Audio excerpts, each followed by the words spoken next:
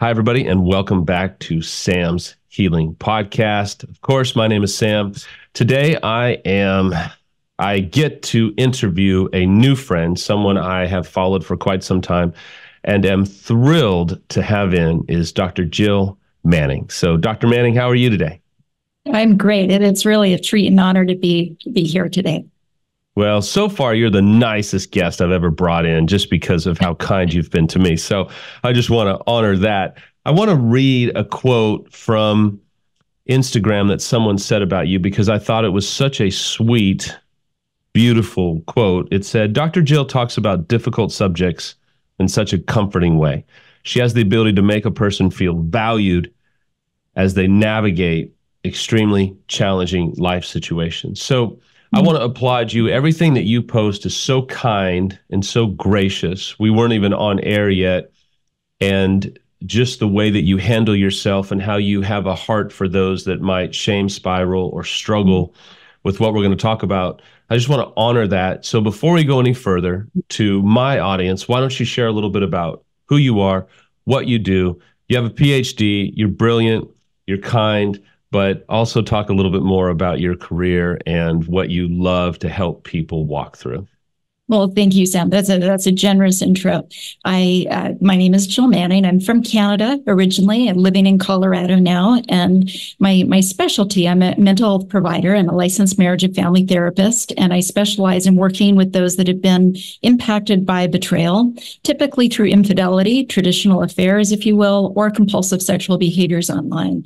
And it's been an area of focus and passion and research and also clinical work for me for over 2 decades. So I've worn different hats in that space, but this is really my heart and passion to help those navigate this as best they can. I think that anybody that follows you on social media, and before we go any further, how do they find you? What is your handle on Instagram so they know how to look for you? Sure. On Instagram, I'm at Dr. Jill Manning, and LinkedIn, same name. It's great. So we're going to jump right in because I think that's what the viewers appreciate. You and I talked about discussing the emotional immaturity of the unfaithful or the betraying party. I read a book recently by a client who recommended it to me called Adult Children of Emotionally Immature Parents, which screams of narcissism. The book's a phenomenal book. When you said that you would like to talk about emotional immaturity, I leaped and thought that's phenomenal. So maybe lay some groundwork. What does that look like, sound like? What is that in the life of the unfaithful? And then we'll go from there. Sure. Well, and before we jump into that, let me give 2 points, because I'm aware and sensitive that as soon as people hear the term immaturity, that can be a shaming term for many, right? Right. So I think it's important to state that all of us, every single one of us, is in a process of aging. Aging happens passively, but maturing takes some intentionality. We have to be awake to actually mature. And that's really one of our purposes here in life, I believe, right? We are all born immature. That's the nature of the child. And if we're going to really succeed in life, and especially in relationships, we must mature. We have to leave childish things, childish thinking, childish ways of interacting behind to build secure, healthy bonds. So we're all in the same boat. Now, there's going to be a spectrum. Some will be more mature, less mature. And I want to give a compassionate underscoring to the following point that we know from the pioneering work of people like Pia Mellody, and then we have Dr. Lindsay Gibson, who's the author of that book, that trauma, relational trauma, betrayal trauma, various things can get us stuck and block our maturing process. So I think that's important to keep in mind for our whole discussion today. And here's an invitation and challenge that I'd have for all of our listeners, is that it's so easy. I know I've done this myself. When we hear this content, it's easy to look at others or a spouse, especially, and think, oh, he or she's so much immature. Right.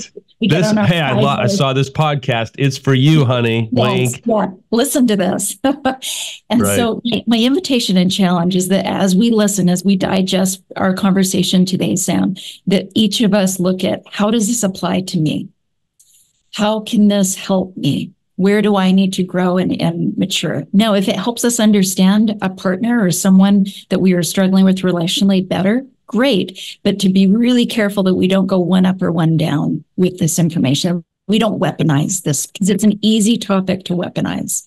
You're exactly right. There's a therapist that I have brought in over the years named Amanda Esproni, and she talks so often about how if we're going to gain any ground in marriage, we have to have a same as approach that says, hey, I'm emotionally immature. You're emotionally immature. Let's unlearn some things. Let's grow ourselves back up. There's a brilliant book by Dr. John Lee on growing ourselves back up. That's a phenomenal read. So, all right, you've laid the groundwork. You gave us the, hey, I don't want to hurt you. Now, give us the info. What does it look like to be emotionally immature? Sure. So I'm basing my comments today on the work of Pia Melody and also Dr. Lindsay Gibson. So I've created an acronym of the 5 characteristics that come from Dr. Gibson's work, and it spells the acronym EASY. So that it was easy for Jill to remember these. Is why I created that. So it's EASEE, easy with 2 E's. I'm writing it down too. I'm always taking notes during these podcasts, so go ahead. Right. The first E is egocentric. People that are emotionally immature, past childhood, okay? We're talking adults. Adults that are emotionally immature tend to be egocentric. They see life and see others through their own self-serving lens. The A is affective realism. Let me explain what that is. Affective realism is when reality is what we feel it to be. We don't accept reality on reality's terms. And if there's data or things incoming that we don't like, we will deny or distort those. We want it to be what we want it to be. And we could talk a lot. That's really one of the theories I have about why pornography, quote unquote, works. People get into a fantasy world and they're not accepting reality on reality's terms. So affective realism really plays a role in a lot of compulsive sexual behavior. And that's a quality of immaturity. The next is S. Adults that are emotionally immature will struggle with self-reflection. They will have a hard time owning their behavior and having clarity about how they're impacting others. The next 2 E's are empathy and emotional intimacy. They will struggle with being empathetic to others. Now, if you have narcissism in this mix too, you'll have people that don't care what others think, as well as not recognizing what others think. So narcissism is like a fuel on the fire to this, but it is a separate thing. So lack of empathy. And then lastly, difficulties with emotional intimacy.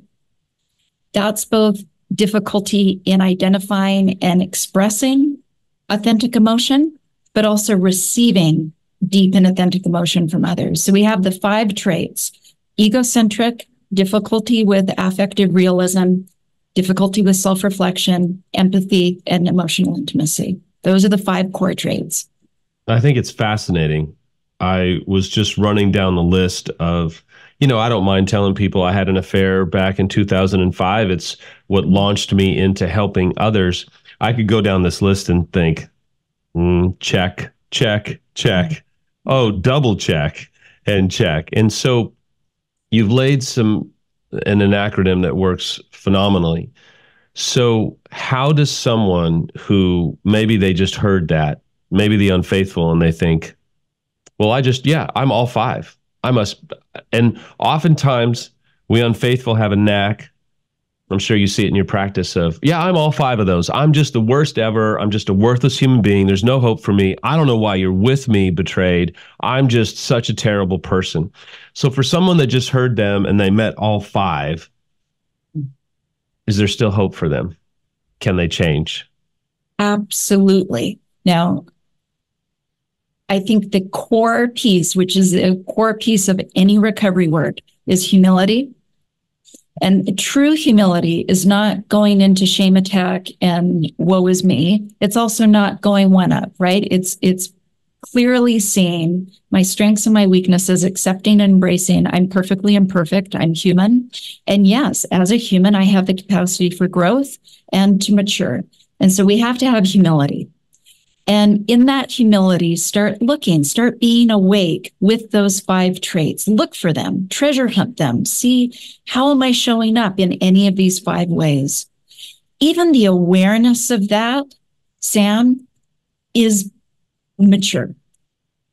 I think it's fantastic. You just said this, the capacity for growth. I have a lot of betrayeds that watch my podcast. I have a lot of unfaithfuls. But I think you just said something that even if they meet all 5 of these markers, maybe they are experts like I was, MVPs at these 5 markers. That doesn't mean they are without hope, can't change. It comes down to, at least to me, it seems like it comes down to one thing. How bad do you want to get better? How hard do you want to work? That's what I constantly will tell unfaithfuls. Look, I don't care if you are highly narcissistic. Do you want to get better? Do you want to do the work? Is that common for you? And then if it is, how can they start to chip away at these 5 metrics that I find them to be easily seen in my own life? So maybe can they still change, and how do they chip away at it? So I want to be helpful in a realistic way. I don't want our message today to be false optimism or distorting this. There's 2 key things that I think are essential. Once we've had the humility and can connect with, you know what? I see myself in these 5 traits. Trauma and mental illness are going to be 2 things that both can lock people into immaturity and also cause immaturity. So I really think part of the pathway out of this is, one, that commitment to do the work, but to look at what past relational trauma did I experience? What happened to me? Where and how did I get stuck? Most of us, Sam, did not have functional, mature adults in our world as parents. So we come by this honestly. And so to look at relational traumas, to look at mental illnesses. If someone is in the throes of depression or an anxiety disorder, they're going to struggle to really make traction with this. So I think I want to give voice to that as a mental health provider, because I don't want people spinning and wondering, well, I now notice these things. Why am I not seeing change in my life? If you're working on these things and not seeing change, please look at, is there anything mental health wise that may be blocking me or making this a slower process? And relational trauma, that's where Pia Melody's work, I think, is so pioneering. I mean, from the 70s, 80s and on, she was speaking about how trauma in childhood is really what gets us stuck. And it's that kind of trauma that has us have difficulty with good self-esteem, boundaries, being in reality. We may have grown up with parents that distorted or minimized life.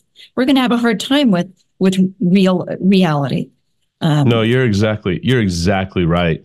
A colleague of ours, James Anir, he talks about, as well as Sharon, they talk often about so much of what we deal with in our adult life is due to unmet childhood needs. Would you agree, when you talk about relational trauma, would you agree? I was talking to a client yesterday and I said, let me reverse engineer this for you. You're not compassionate on yourself. You're extremely hard on yourself, almost to a point where you have had an oppositional relationship with yourself. You come down on yourself so hard. And I said, and then he said, I know, I hate that I'm like that. I said, let me say something to you. Why would you be self-compassionate? Why would you be kind on yourself? It was never modeled for you. You didn't have it growing up. You didn't see it growing up. So don't you agree that at some level, people sometimes are so hard on themselves, but it wasn't modeled for them to be compassionate. It wasn't modeled for them to give themselves grace or compassion, right? Oh, I agree completely. And to add another layer to that, Sam, we live in an increasingly emotionally immature society. We have this not only in our families, but in our communities and society. You look at our politics, you look at a lot of things going on in the world. Those 5 traits are woven in much of that. And so there are legitimate reasons why people get stuck. And there's also pathways out. And I want to I know we're close to needing to wrap up, and I want to share a 1940s film. Most people will be familiar with it, Pinocchio. And not the new one, the original one, the original classic Disney Pinocchio. Many people associate that story with lies, the transformative power of lies, which it is, but it's also a story of maturing. You may recall Geppetto wanted a real boy, so he created this wooden puppet, and it was the blue fairy that came and told Pinocchio the pathway to become an authentic real boy, that she would grant this wish if he was three things: brave, truthful, and unselfish. Wow. I thought, what a powerful message. You know, when we're in the throes and we're a puppet to our desires or our addictions or past patterns that no longer serve us, that is such a just simple but powerful call to action of how can I be brave? When we're brave, we face the noise, we face our demons, we do the work. When we're truthful, we're honest with ourselves and with others. And when we're unselfish, we can really take stock of how have I impacted those around me, and especially those I care most about, including myself. How is my way of showing up in the world? Maybe, throwing nail tracks down in front of my own life. So it's I love that. Yeah. I love that. I can remember it had to be roughly 4 years ago. It was on the precipice of a whole lot of stuff that was going on. And I was driving to the office, and I felt this incredible desire to be brave. I think I've been brave a lot growing up in really difficult circumstances. I wasn't brave when I had an affair, no. But any unfaithful that wants to own their behavior and wants to get healthy and stay healthy is going to have to be brave. And in this culture that we live in, this society, bravery is not always encouraged right now. And sometimes it's treated with disdain or what have you. But for an unfaithful, we'll start with them, male or female unfaithful who's listening or watching. They might think, I am the least brave person alive because of what I've done, because of my choices, my mistakes, how I've devastated my spouse, my partner, my entire family. But what are some brave things that an unfaithful can do right now? Because a lot of people sometimes don't. I know it's hard to believe, Dr. Manning. Not everybody loves your friend Sam. I do get a lot of hate mail, and I do get a lot of hate social media because they think I'm just excusing the unfaithful. But I do think it is brave for an unfaithful to decide to do their work, to try and save their relationship. And if they can't save it, to at least save themselves and to do work on themselves. But sometimes just go, oh, you're just excusing the unfaithful. Blah. Okay, as a clinician, someone with two decades of experience, and I prefaced our whole interview with how kind you are. Maybe speak to the unfaithful, male or female. How can they be brave? What does bravery look like for them?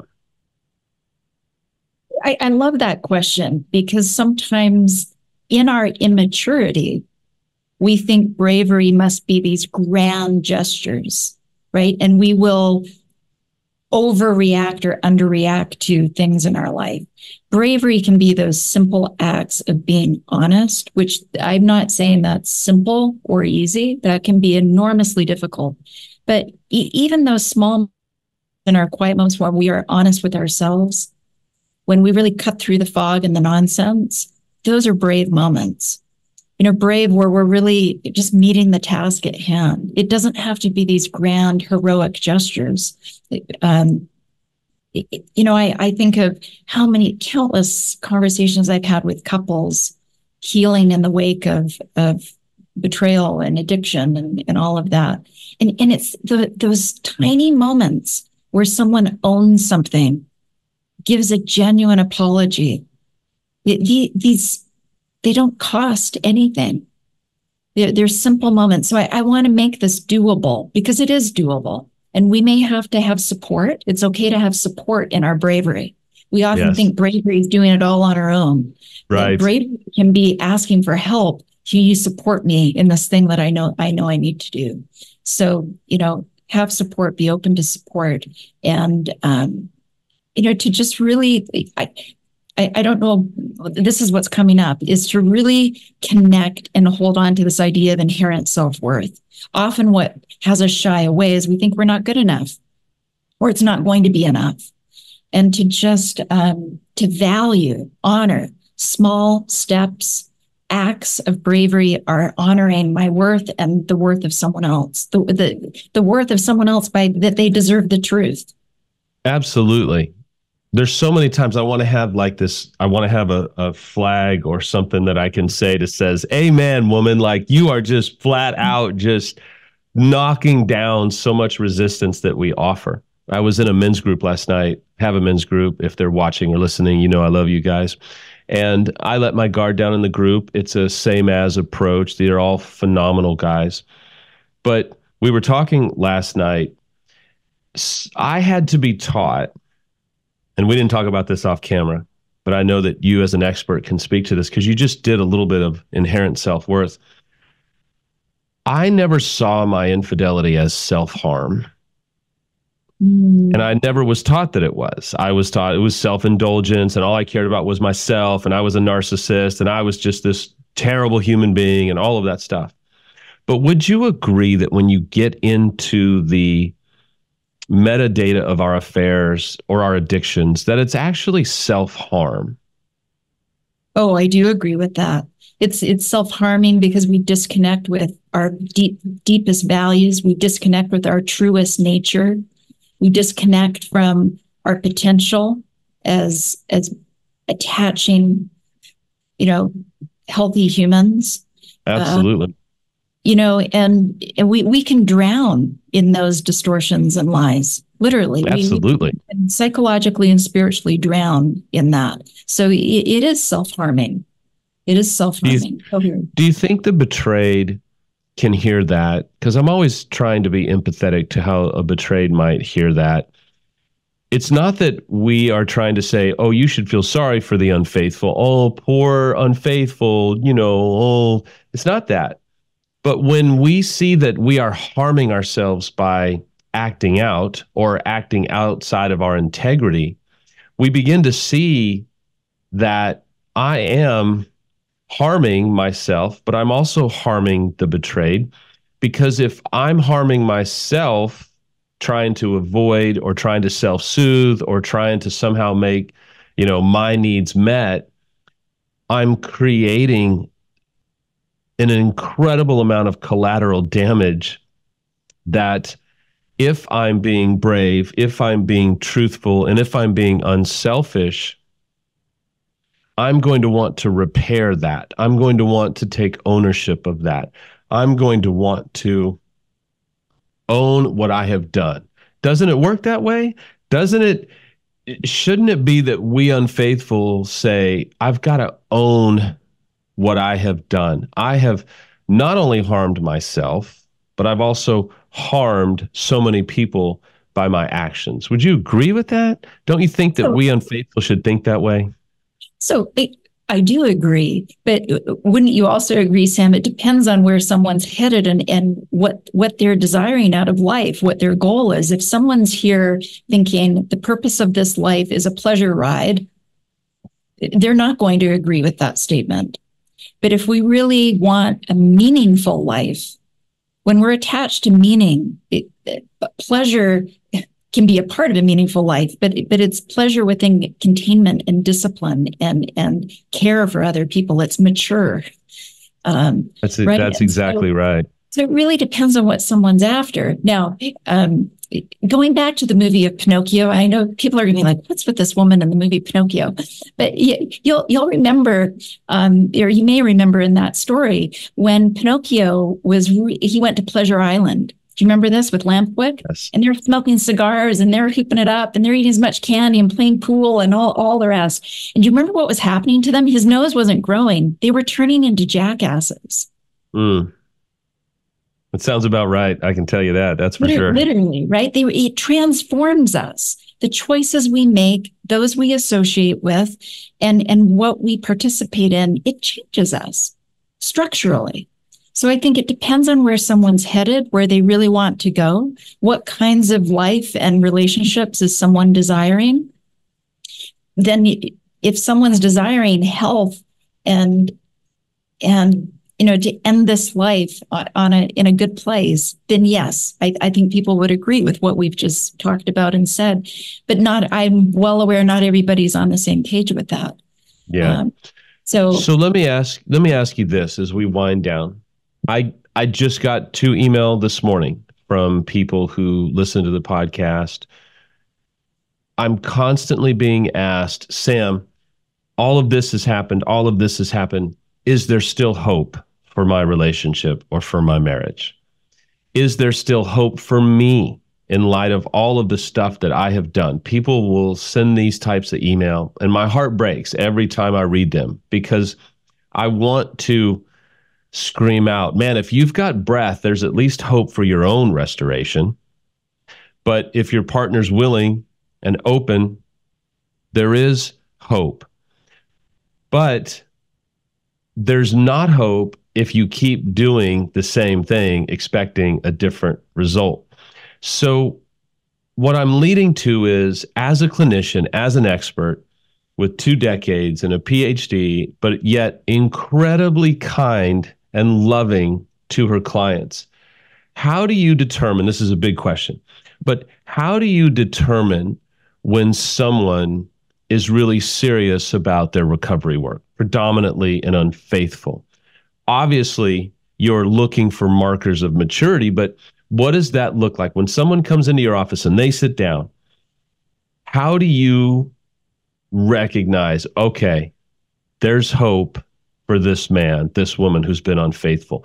What are some things that you look for that give you a determination of whether or not you're going to even invest your time for these people?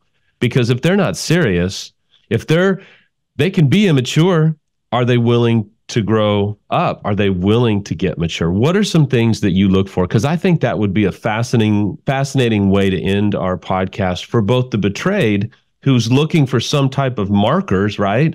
But also for an unfaithful. How can they look at their life and go, I am really serious and I'm going to do what Dr. Manning said. I'm going to chip away. What are some things they can look for? Okay, this is a big question, so I'll do my best to be succinct. And I'm going to use an analogy. If someone had a gunshot wound and they went to the ER docs would attend to the gunshot wound. They'd have to stop the bleeding, remove the bullet, stitch that person up, and that person wouldn't be discharged until the bleeding had stopped, right? If we compare that to sobriety, the affair, the acting out has stopped. But let's say that same person with a gunshot wound is morbidly obese and diabetic and it's raging out of control. When they leave the hospital, discharged from the gunshot wound, we wouldn't consider that person healthy, right? They may be stabilized, but they're not healthy. So for that person to get healthy, yes, they may be sober. The gunshot wound is now attended to. The bleeding has stopped. But they have to put into action a different lifestyle. Right. They have to leave the hospital and be eating differently, exercising, attending, caring, valuing themselves and their relationships, because there's likely many people in that diabetic, morbidly obese person that is very worried about them. Right. Okay. Or things that person can't show up for because of their health. So I look for sobriety and recovery. And recovery is about action, consistent action. It's also doing recovery, not because you're scared to death you're going to lose someone, but because it's the right thing to do. And I'm showing up in integrity and becoming a better man or woman. Oh, it's beautiful. It's about letting go of the outcome, which, going back to our topic today, is a very mature task to do. When we are young, we want to cling on. I'm willing to do the work if she'll promise me she's going to stay with me. Oh, yeah. Okay. So it's doing the work and showing up knowing I'm going to do the work because it's the right thing to do. And I'm going to paddle as hard as I can in this, but I've got to let go and surrender and release the outcome. I desire my relationship to be salvaged, perhaps if this is someone's truth or desire, but that's not why I'm doing recovery work or working on maturing myself. So I think that letting go, and then, the 5 traits that we discussed, really the opposite of those, we're looking for those signs. But going back, I want to close with the 5 characteristics of a mature, functional adult that Pia Melody outlines. I'm valuing myself and others. I'm holding good boundaries with self and others. I'm in reality and can accept reality on reality's terms. I'm getting needs and wants met in healthy ways. And I'm able to live moderately with containment. I'm not going to extremes to do life. So I know that's a long answer, but that's what I look for. And that's what I would encourage people to do. There is hope, but you've got to do the work. You can't just be discharged with a gunshot wound stitched up and think you're healthy. No, you're not healthy. You've got to deal with the issues. No, I'm so glad you gave it a long answer. That was a beautiful, long answer. I think the answer could fill up podcasts for hours upon hours, because it is a conversation that has to be had. It's a conversation that like I said, I got another email just 30 minutes ago that said, I want to save our relationship, but nothing's working.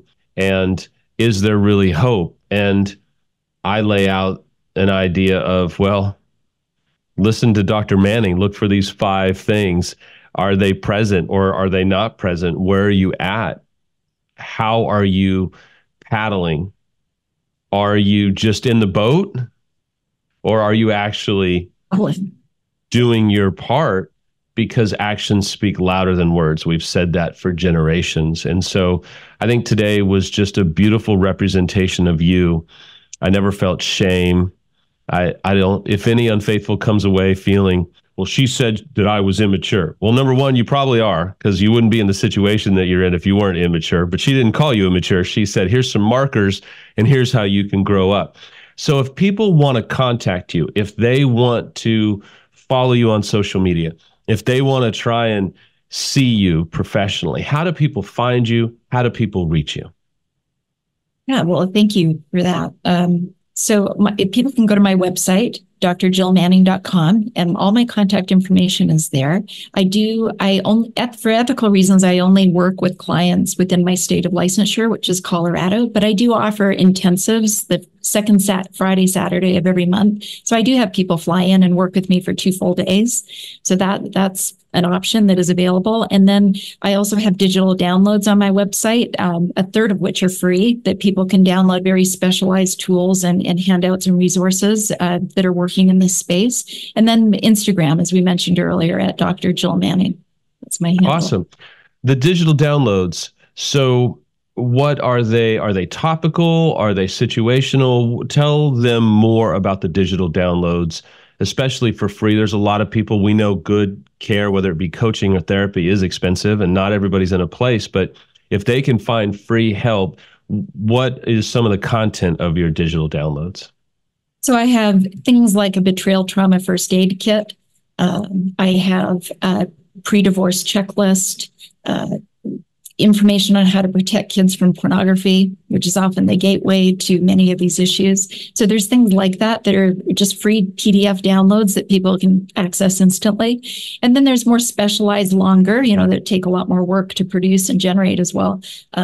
Things like relapse preparedness plans, therapeutic separation plans, grounding skills, really a range. There's over 33 on there. But I did this to expand access, because a lot of people don't live in an area where there's a betrayal trauma specialist or someone that works with these issues. So I created these so that people could include them in, maybe they're working with a more generalist therapist, and could get access to specialized resources and tools easily. That's awesome.